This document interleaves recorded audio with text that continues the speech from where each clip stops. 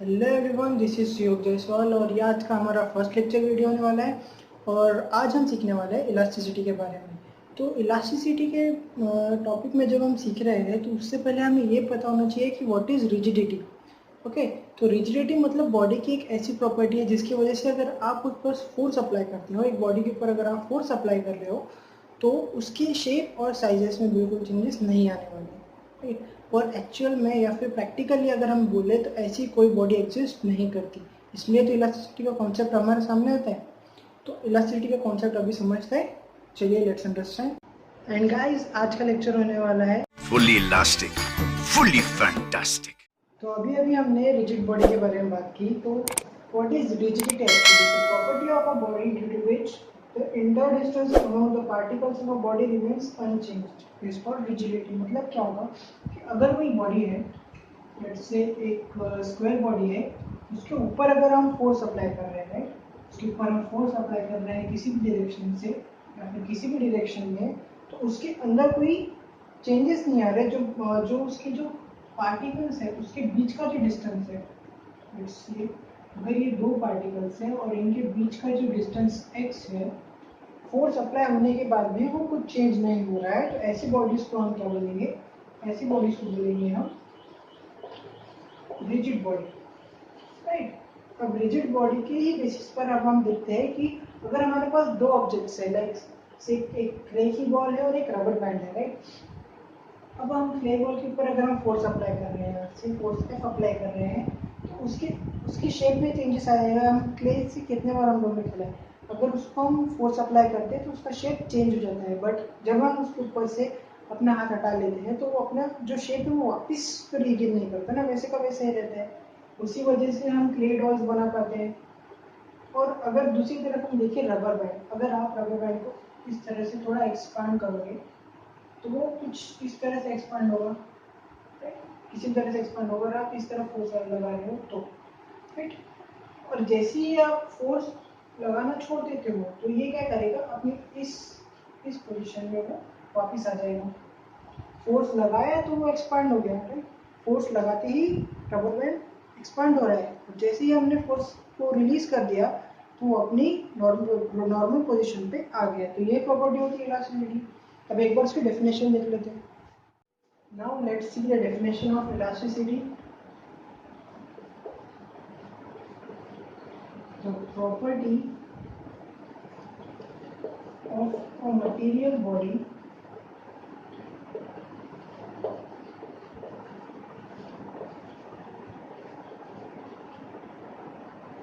due to which it regains its original position or फिर original shape or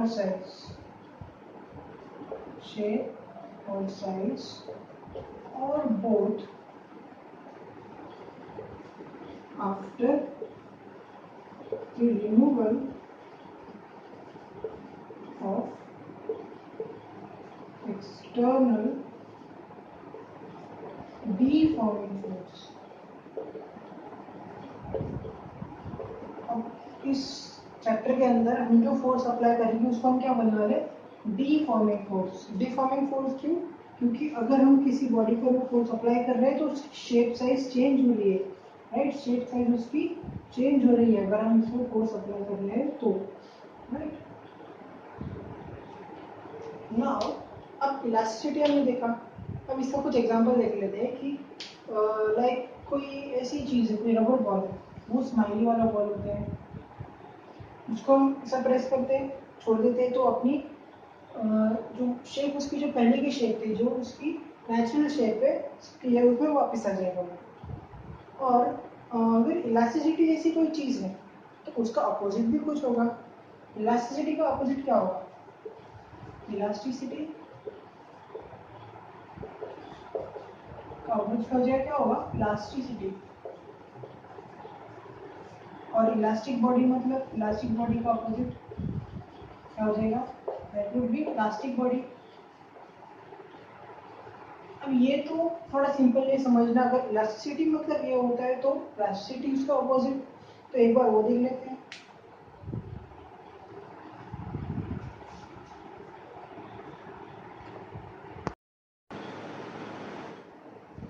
now let's see what is plastic body. अब elastic body को हमने एक बार देख लिया कि इलास्टिक बॉडी क्या होता है, उसके एग्जांपल्स क्या है। तो नेक्स्ट टॉपिक अभी आता है हमारा प्लास्टिक बॉडी। तो प्लास्टिक बॉडी माने क्या, a body which does not regain its original shape and size upon the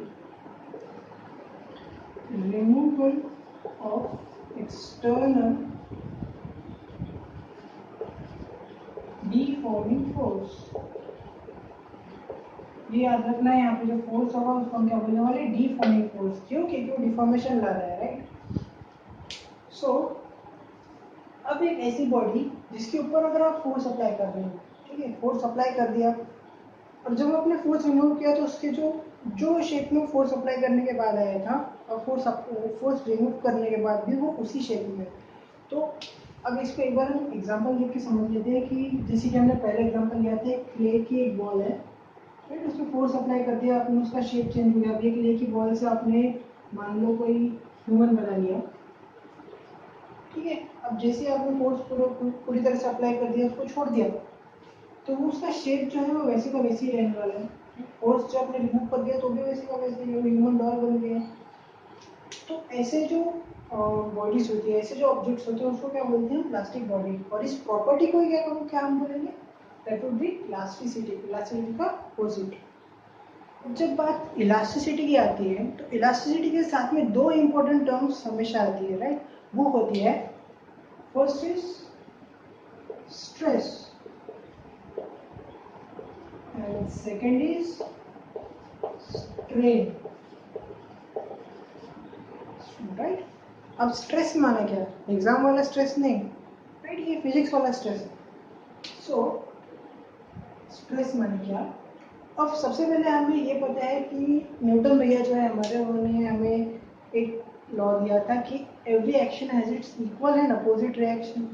अब एक बात यहाँ सोचने वाली है कि हम जब इलास्टिसिटी को डिफाइन करते हैं तो हमने क्या बोला था कि अगर हम उसे फोर्स अप्लाई कर रहे हैं तो फोर्स रिमूव करने के बाद वो अपनी जो शेप है फिर से रिगेन कर रहा है, राइट।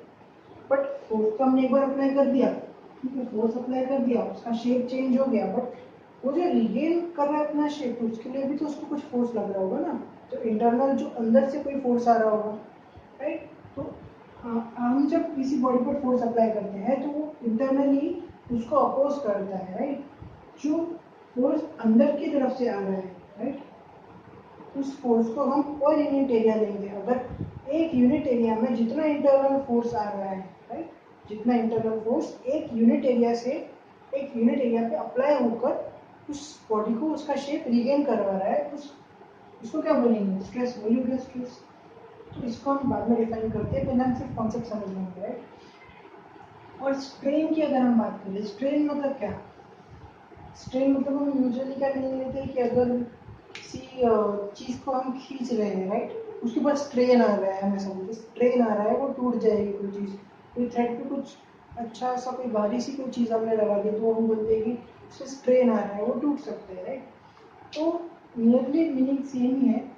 स्ट्रेन का एक्चुअल मीनिंग क्या है कि अगर लेट्स से हमने एक थ्रेड ही ले लिया, एक रोप ले लिया, एक एक्सटेंसिबल स्ट्रिंग ले ली, उसके ऊपर हम वेट अप्लाई करें, वेट अप्लाई कर दिया।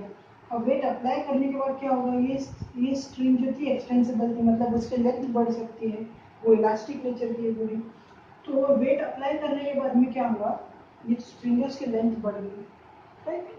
अब ये स्ट्रेन का मीनिंग क्या होगा यहाँ पे, change in dimensions, change in dimension upon original dimension.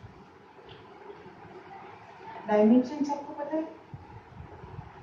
वो LNT वाला, लेंथ, मास, टाइम, ऐसा, ओके।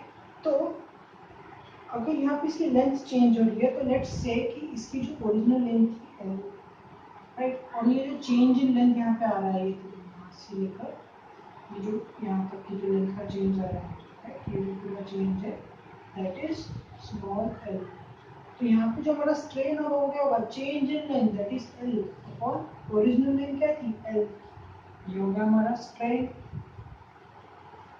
ओके, स्ट्रेस और स्ट्रेन, ये समझ लिया। अब देखते हैं इसकी definitions.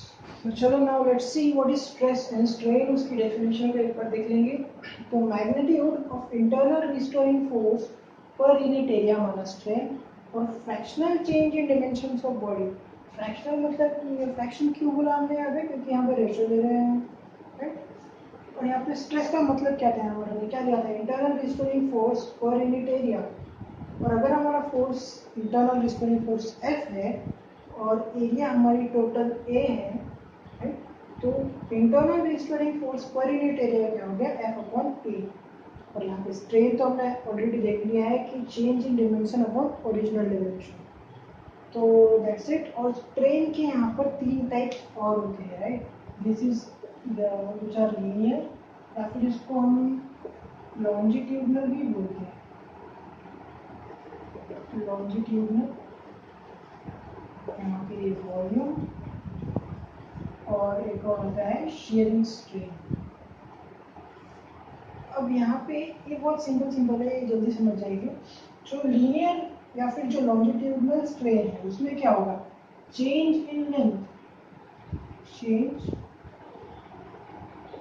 In length upon original length. और वॉल्यूम में क्या होगा, change in volume per unit original volume, या फिर अपॉन ओरिजिनल वॉल्यूम।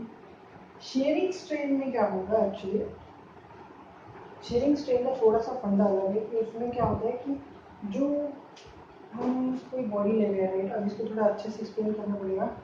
जो शेयरिंग स्ट्रेन होता है हमारा,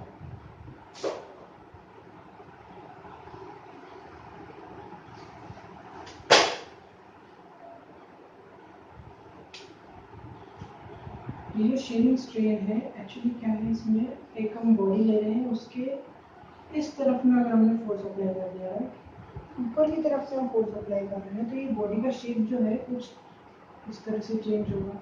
अब बेस उसके यहाँ पे अटैच है ऐसा समझो। तो इसका जो ओरिजिनल जो इसका पोजीशन था वो था ये, राइट, इसका ओरिजिनल पोजीशन था ये। बट यहाँ पर जो एंगल से जो चेंज हो रहा है ये थीटा, इसको हम कंसीडर करते हैं, ठीक है। इतना जो एंगल यहाँ पे आ रहा है वही हो गया हमारा शेयरिंग स्ट्रेन, या फिर एंगल ऑफ शेयर जो भी हम इसको बोलेंगे।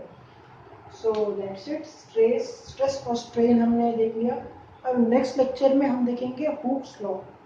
ये जो स्ट्रेस और स्ट्रेन के बीच का रिलेशनशिप है उसको हम देखेंगे, वो नेक्स्ट लेक्चर में हम देखने वाले हैं। सो आई होप आपको लेक्चर अच्छा लगा होगा, और अगर अच्छा लगा है तो प्लीज़ लाइक, कमेंट और शेयर कर देना। थोड़ा चैनल नया है तो प्लीज़ सपोर्ट। Thank you.